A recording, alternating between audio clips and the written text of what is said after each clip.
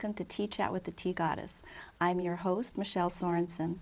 Tea Chat is about sharing the lives of ordinary people doing extraordinary things that impact our community, one cup at a time. And today my special guest is Lori McCarney. Welcome, Lori, and thank you so much for joining me on Tea Chat today. Well, thank you for having me. Yeah. What a better way to have than have tea with you. Well, I'm so excited that you're here. And Lori and I have been good friends for over, about 10 years now? Yeah, at least like 10 that. years. Mm-hmm. And we actually met from our triathlon training. Yes. And Lori has done 11 Ironman triathlons. That's good. And I've only done 5. I've only done 5 Ironmans. She just does them a lot faster. Yeah, right. But so we are friends and friendly competitors as well. Mm-hmm. And I'm excited to have you here today talking about Bike Share Hawaii. But before we get started, I do want to serve you a cup of tea. Oh, thank you. And the blend that I chose for you, because it kind of reminds me of you, it's watermelon oolong. And if we can get a close-up, we can see this is a really beautiful, beautiful tea. And it's very aromatic. If you want to just smell it, it just smells absolutely amazing. Let me reach over here. Oh, wow, that's just beautiful. So, I don't even know how to, I can smell a little vanilla. I can actually smell watermelon. yes, yeah. It's beautiful. So one of the things about having tea is it's a very slow ritual. So as you can see, as I'm pouring the tea, it's not something that is actually coming out very quickly. But it is a very light, delicate tea. Well, I wouldn't say light and delicate in the sense, but it is a very, very strong oolong tea. And it's a full-bodied oolong tea with the hints of watermelon. And I think it's kind of very complex with the blend, and that kind of reminds me of you and all the amazing things that you do. If you'd like some sugar, you can add some sugar. If not, you can have a fantastic 0-calorie drink. So It's nice just by itself. it is. Really tastes great. This Beautiful. You don't want to have this with milk. It's not really a good tea to have with milk. Well, you can have some oolongs with milk, but I'm having a little trouble Perhaps with my not tea this strainer one. there. But so Lori has accomplished many amazing feats. And your bio is absolutely incredible. I mean, I know you personally. I know the things that you have accomplished. I do kind of want to read it because I want to make sure that I get everything in there. So, Lori has 2 sons. She has 3 sons, and 2 of them are twins, a set of twins. Yeah. And your youngest son, he had diabetes, correct? He has type 1 diabetes. Yeah. So, and that kind of led you to volunteer and be the director of the Honolulu chapter of diabetes. Yes, that's correct. And how long were you? I've been involved with the Juvenile Diabetes Association for many, many years, and I was president of it for about 4 of the, and our goal was to raise money to help find a cure. Nobody really understands what causes it. Why did Jeff get it? You know? Right. And so the research is about trying to find the cure for it, and then also trying to help people if they have it. Is there a way to cure them? Right. So Yeah. it was not about just dealing with diabetes, which is also very helpful, and the American Diabetes Association does a great job with that. How do you help manage yourself to be as healthy as possible, considering you have diabetes? Juvenile diabetes was about raising money specifically for research, specifically to try to find a cure. Oh, that's great. That's awesome. And you also specialize in marketing, and you have a very strong background in business strategy development. Lori's local experience includes serving as the Senior Vice President of Caldwell Banker Pacific Properties, Executive Vice President, Director of Marketing, and you were a mortgage and consumer lending at Bank of Hawaii. I didn't say that correctly. It was all one thing put together. Yeah. Yes, you were the Executive Vice President, Director of Marketing, Mortgage and Consumer Lending at Bank of Hawaii. So banks are really good with long titles. Jeez, how was your nameplate? Did it have all those it was things like on your to be nameplate? continued turnover. Oh, yeah. You know. But then, so prior to moving to Hawaii, Lori held leadership positions at Wells Fargo, Bank of America, and the advertising agency McCann Erickson and Gray. You've served on many boards. You're on the Blood Bank of Hawaii, the Kapiolani Health Foundation, the Move Oahu Forward, and the Downtown Chinatown Neighborhood Board, which is near and dear to my heart. And she is also the Executive Director of Bike Share Hawaii. And that's what we're going to be talking about today is Bike Share Hawaii. Lori, your resume is making me exhausted here just reading all the things that you've been doing in the community. It's pretty amazing. The bike share, well, you know what?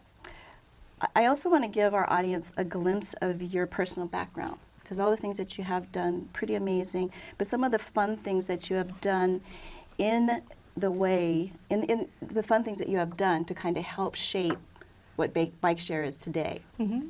So can you touch a little bit on your love of cycling? When I was a little kid, like in kindergarten, we lived in Cheyenne, Wyoming. Okay. And in Cheyenne, Wyoming, back in those days, it was dirt roads, and you'd leave your house and you go out with your friends on your bikes. And we played cops and robbers and things on our bikes. So my earliest association with bikes was being out and having fun on them.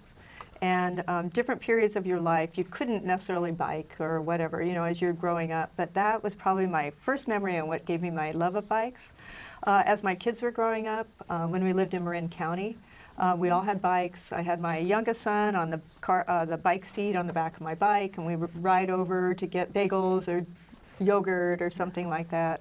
And so it's been a part of my life in and out of it. And it's something that just made me feel free and good about it, about myself.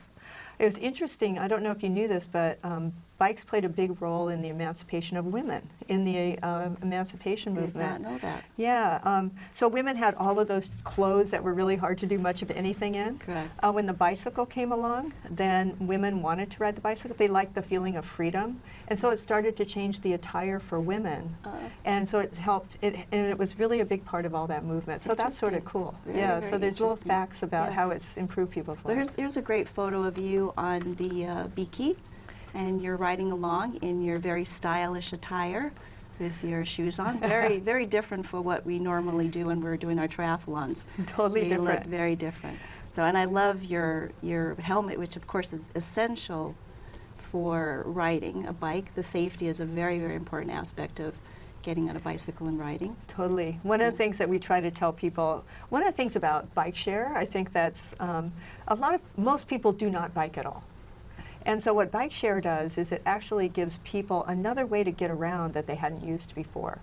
And there's many reasons people don't bike, and they don't see themselves as bikers. And we don't see Biki riders as bikers either. Right. They're just regular people that say, I want to get from here to there, and is there an option to using my car? It's great. There, I see them all over the place. When I'm driving home through Waikiki, I see people riding, the bikes, and like you said, they're not necessarily cyclists, but they're getting from one point to another. I think it's great. In fact, right in front of the studio here, there's also a bike share station here as well. So you're continuing to add stations, correct? Yes. There's about 100 stations now and 1,000 bikes, and the idea was to provide a dense service area so it would have some utility for people. So we did a lot of studying of bike share systems in the United States on the mainland and also around the world. So there's about 60 bike share stations in the U.S. I mean 60 bike share networks in the U.S. Amazing. Most cities have them. Amazing. And then around the world there's 1,000. Yes. So Especially in Europe. Yeah, they're everywhere in Europe. Yeah. So that's great. One of the things that I like, how do you gather the statistics on Biki? So what's interesting about bike share is if you think about regular people biking, it's like, how do you know how many people bike? I mean, can you count them? Or did I see that person already? Or whatever. With a bike share system, because it checks in and out of docks, then we know if somebody checks it out and then when they check it in. So then we're able to not only know how many times somebody rides bike, but we're also able to know what their destinations, where they start and end. And not from an individual standpoint, but from a standpoint of where are people going? Right. Like we see a lot of people that are going from downtown to Kaka'ako. Oh, okay. So that's interesting. Yes. And we see people that are going from Ala Moana into Waikiki. Okay. And so we just start to learn about that. And those are specifically gathered through the system so that we have some really specific information that can help planners with the city and different people understand where it's best to have bike facilities, like bike lanes and what have you, as they see what patterns people have. Right. Well, it's great, and like I said, I've seen quite a few people riding on the bikes. And Yeah. so how easy is it for someone to actually take a bike out? It's very easy. Okay. It's very easy. So far, as of today, there have been 229,000 trips that have been made, and about over 35,000 individuals who have used it. And we designed it to be easy to use, Right. because none of us have time to mess around with, I Right. can't figure it out. You know, Yes, we're exactly. not patient like that. So it's really about how do you design it to make it as easy as possible for somebody to do it, whether they're, you know, whether they really get into the details or not. So I was a good test case, because I'm not good at all the details. I'm more like, just if I can't figure it out right away, I'm not going to do Yeah, it. I'm one of those Yeah, people so- too. I get a little frustrated. Yeah. Then I'll sit there and then okay. Then I'll you just know, say, forget it, I don't yeah, have time to deal with walk this. away. But yeah, but it does look fairly easy. I see, tourists sitting there and they're just looking at it. And I think most people have used a bike share program somewhere else in the U.S., so they're quite used to being able to use the service. Yeah. So it's and I mean, like through traveling in Europe, I mean, there's just bikes all over the place. I mean, that's their mode of transportation. Oh, totally. Especially in Denmark, and that's where my husband is from. So when we traveled there, that was one of the first things that I saw was the amount of bicycles and the transportation. None of his nieces and nephews have cars. It's all in transportation. And it's not the sunny weather that we have here in Hawaii. No. I mean, they transport their kids, to work, and they have these cute little bikes Yeah. that they're covered in. The kids are all dressed up and bundled up. They drive them, to work. They have the same situation as we do in traffic. Yeah. People are texting. Mhm. People are smoking cigarettes. Right. People are talking. So they have this sort of just like just regular traffic, but they have an infrastructure. They have bike lanes. And they Right. have everything Oh, that's definitely. amazingly safe to ride your bike, back and forth. And they're riding for 10, 12 miles Mhm. to commute to work. And so one of the things in Hawaii I think that we have as cyclists and we understand is the safety issue. Right. We need a lot more bike lanes. We need a lot more safe. Safe places to ride. Yes. Yeah. So. Yeah, it's a- so Denmark actually started in the 1970s. I don't know if any of your audience is old enough to remember sitting in a car in a gas line in the 70s when the prices in Hawaii, went up. in the U.S. Yeah, in oh, the yeah, U.S. I do. Okay, so Yeah. if you remember that, so I think that our reaction in the United States was, okay, it's over now. Let's fill up again. But in Denmark, they said, let's take this opportunity to see if we can change our future. So they said they made a really concerted effort to move away from dependence on the car, Yes. to move it more towards bikes. And so that's 40 years ago. So the thought here is that it took Denmark 40 years, but look where they are. So I Right. have people tell me, we're not Denmark. And I said, no, we're not Denmark. But we also we're smart people. Yes. And we have to start somewhere. And we can start somewhere. So let's get Right. started and get the ball rolling. And maybe it'll Exactly. take 10 years, maybe it'll, who knows. But if we don't start it, then it's never going to happen. Exactly.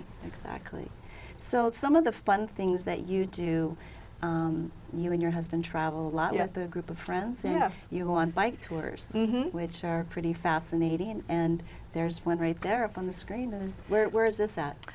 This one is in, I think it's in Sweden. Okay. It's in You look Sweden. very cold. Yeah, it was You're all freezing. bundled. It was very cold.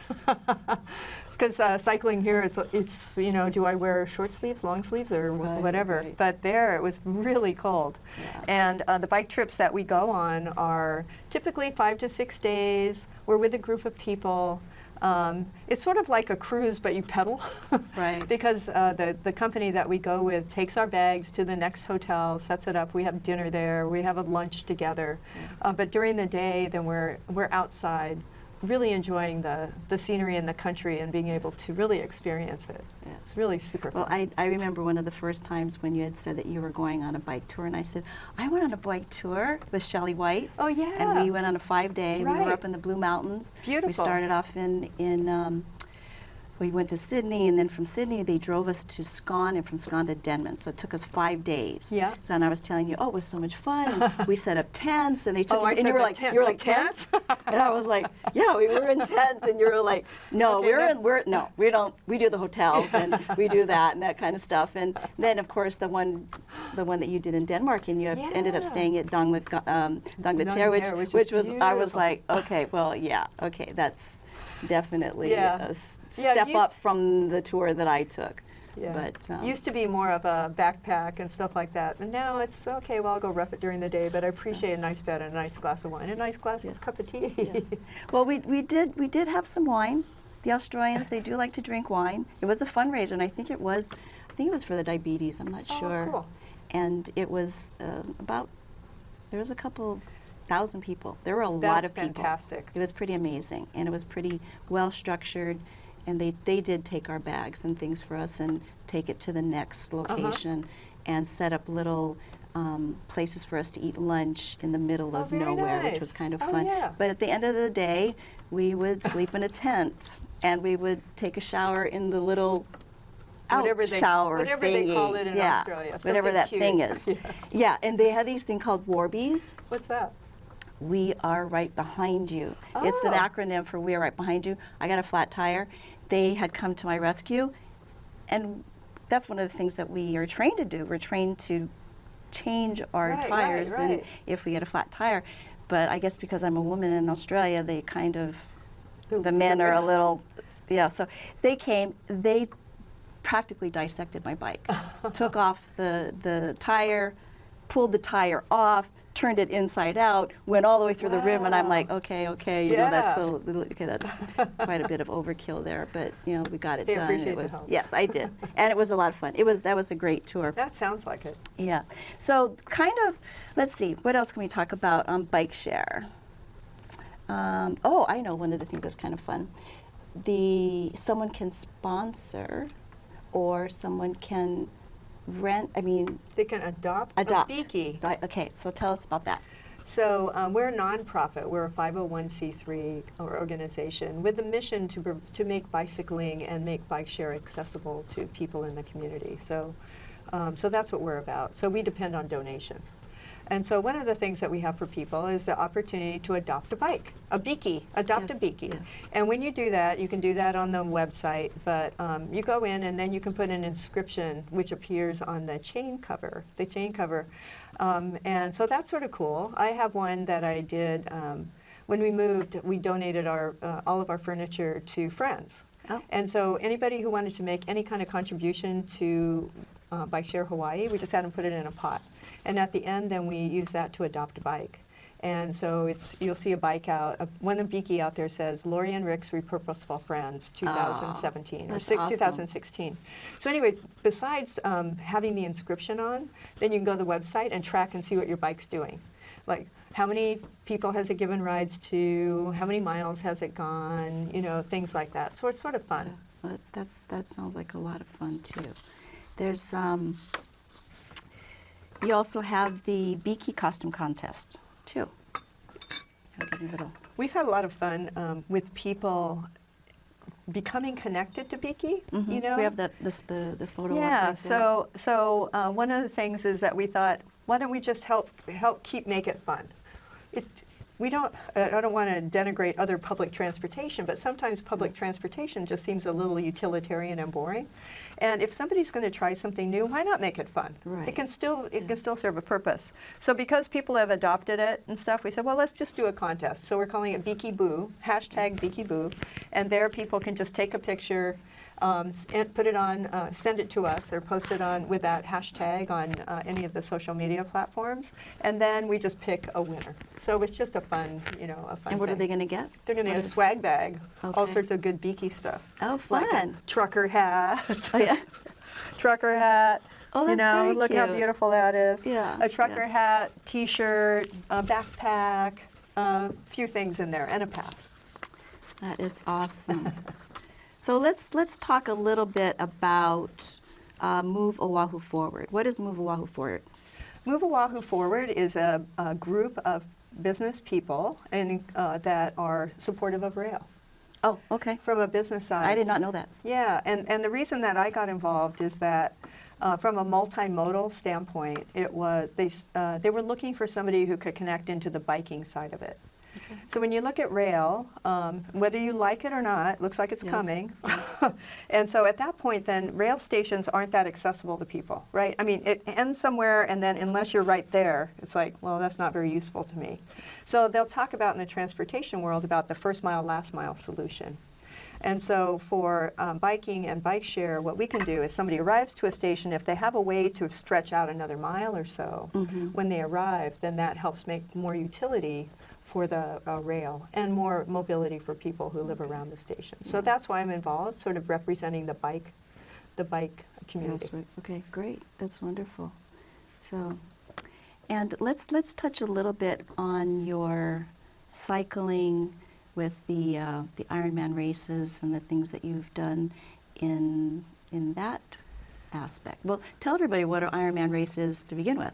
Yeah, an Ironman race is really sort of it's a long day, but it's a 2.4 mile swim, as you well know. Yes. It's a 112 mile bike ride, and it's a 26.2 mile marathon. And yes, it's all one after the other. Yes, all in one day. All in one day.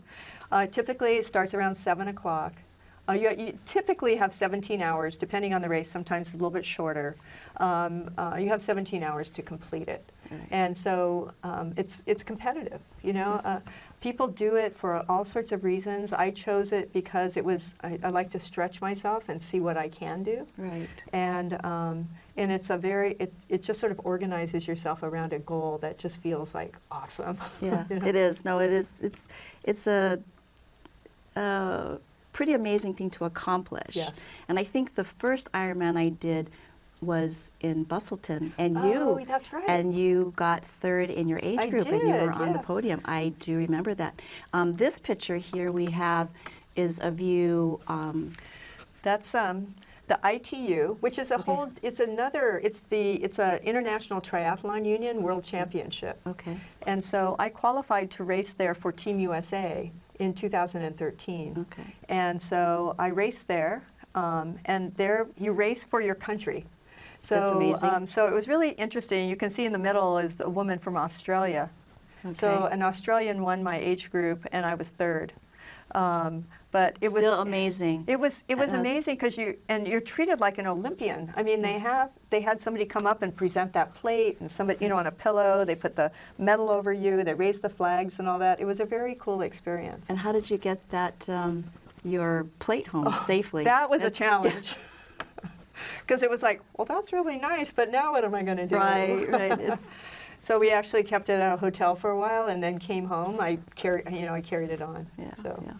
Well, one of the things that we do when we are doing our triathlon training is we do a great deal of bike riding around the island. We have a lot of fun doing it. We ride safely in a Yes. group. We train to ride together in a group very safely.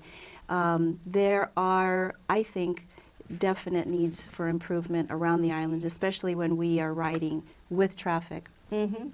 And I know you had said possibly that you might be interested in doing something on the safety part of biking, Right. which would be an amazing educational program for the community to be able to understand, especially drivers, to be able to understand that bikers have just as much rights as to be Right. on the road as they do, and we follow the biking laws. I mean the road Right, laws, right. just like they do. Right. And I'll tell you a funny thing. We were riding the Right. bike the other day. We came to the stoplight, and I said, "Should we roll or not roll?" Because it was one of those ones where you could roll, Yeah. and you know what the saying was? Lori would stop. Oh. So it was Joy and myself, and I forget who else we were with, and I laughed so hard, and I said, yeah, Oh. of course. Okay, if Lori's going to stop, then we need to stop, Well, because we need to set an example yes. of what a good cyclist is, so we don't anger Yeah. the drivers in cars. Well, thank you for doing that. You Yeah. know, it's a very interesting animal out there. I think for whatever reason, a lot of people don't like cyclists. And there's some cyclists I don't like either, but we're all people. But one of the things about bike share too in Beaky is one of my goals was, can I get more people who haven't been on a bike? Because then if they're on a bike, then they're more likely to think about the person on the bike, right? Yes, And what yes. it's like. Exactly. So doing that, but absolutely from a safety side, there are safer ways to ride, and I know you know a lot of those things, but a lot of people don't. And then when we're out talking, the Hawaii Bicycling League is an incredible organization. They really advocate for more bikeways. They're working on, they're the ones that are trying to connect the bike lanes or bikeways and look for those areas that just aren't it's just not safe, frankly, Right. and trying to change those. Yeah. There's people that are working on things like having a bike path all the way from like Kunia all the way to Diamond Head and around. And you think about there's no way you can do that. But these people are working on, well, how might we do it? Right. And so it's really interesting. So there's that initiative there. And I think safety is the main thing that keeps people from riding. Right. So, and especially women. Women, I think we're smarter than them. No, but women are more likely to say that the reason I don't ride is because I don't feel safe. So if you give me a safe place to ride, then I'm more likely to do it. Yeah. Well, other states, I was in Arizona, and they had an amazing bike path that I think was like, 30 miles long. Mhm. In Denmark, the same thing too. Yeah. You can just go where you can ride your bike, you can be safe, Right. and there's no cars. You don't have to worry about it. And those are great things. In Hawaii, I think maybe on Oahu, a bit of a challenge for us to have sort of dedicated, paths. Maybe not. I don't know. But there's some things like I see, like we have shoulders. And the shoulders, if we could just clean the shoulder, Right. then there's a bit of growth over there. Right. That would give us a bit of a bike little bit lane, of a room, and yeah. that would be able to we'd be able to have a little bit more safer area to bike ride, and that seems like a really easy fix for me. It when does, I think, doesn't it? Yeah, when I you're mean- like right on the North Shore along the coastline Right. there, and it's like all you got to do is just move that gravel and that grass over, a few feet, which is not, we're not constructing another lane or anything. We're Yeah. just kind of cleaning it up, and we could have a safer. Totally. Yeah. And I think I get annoyed when I see they paved and they stopped at the line Yeah. and the shoulder's not paved. It's like, why? So it's interesting to me as I've been doing this. So I'm meeting all sorts of different people and trying to understand where they come from and where their heads are and everything. And so the city, I think people may know, has a complete streets program. So whenever there is a repaving, they look at it and see if there's an opportunity. And so that's where you'll see bike lanes and things come in, because if they repave it and just restripe it, maybe they can help. Yeah. Well, you know what? We're running out of time. In fact, I think we're just over time, but it went really fast. And thank you so much for joining me and thank chatting you. with me. And I hope you enjoyed your tea. Oh, very much and so. For more information on Lori or Bike Share Hawaii, please visit Lori. Her contact information will be up on the screen. And thank you so much for joining us on Tea Chat with the Tea Goddess. I'm your host, Michelle Sorensen. Thank you very much.